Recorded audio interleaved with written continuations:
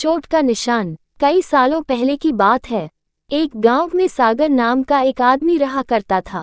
दिन भर वह मिट्टी के बर्तन बेचता था और जो भी पैसे मिलते थे उनसे अपना गुजारा करता था। उसे शराब पीने की बहुत ज्यादा आदत थी।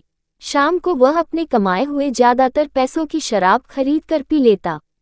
शराब पीकर वह गलियों में गिर जाता। उसकी इस आदत से सभी परेशान थे। एक रात वह शराब के नशे में अपने घर लौट रहा था। वह इतना नशे में था कि ठीक से चल भी नहीं पा रहा था। अचानक उसका पैर लड़खड़ाया और वह जमीन पर गिर पड़ा। जमीन पर कांच के टुकड़े पड़े थे, जिनमें से एक टुकड़ा उसके माथे में घुस गया। उसके माथे से खून बहने लगा।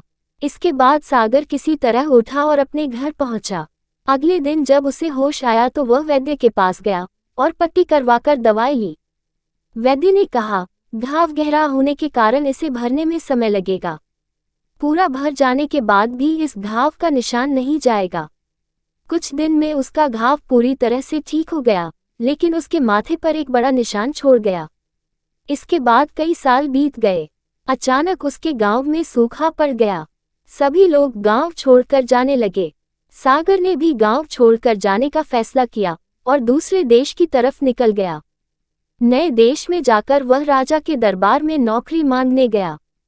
वहां राजा ने उसके माथे पर चोट का निशान देखा और सोचा, यह जरूर कोई पराक्रमी योद्धा होगा और दुश्मन से लड़ते समय इसके माथे पर चोट लगी होगी। ये सोचकर राजा ने उसे अपने दरबार में एक खास जगह दे दी और उसे विशेष सम्मान देने लगे।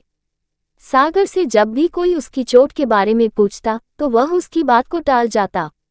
उसने अपनी चोट का राज किसी को भी नहीं बताया।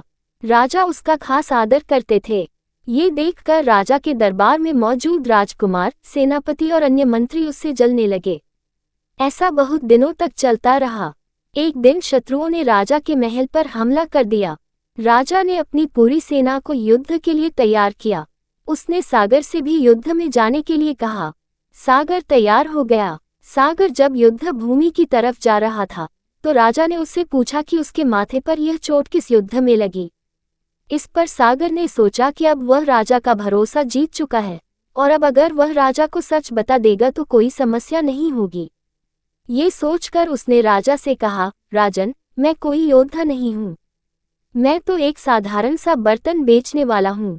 ये चोट मुझे किसी युद्ध में नहीं बल्कि शराब पीकर गिरने के कारण लगी थी। सागर की यह बात सुनकर राजा को बहुत गुस्सा आया। उसने कहा, तुमने मेरा विश्वास तोड़ा है और मुझे छल कर दरबार में इतना ऊंचा पद पाया है। निकल जाओ मेरे राज्य से। सागर ने राजा से बहुत मिन्नतें की। उसने कहा कि अगर उसे मौका मिले तो वह युद्ध में राजा के लिए प्राण भी दे सकता है। राजा ने कहा, तुम चाहे जितने भी वीर और पराक्रमी हो, लेकिन तुम शूरवीरों के कुल से नहीं हो।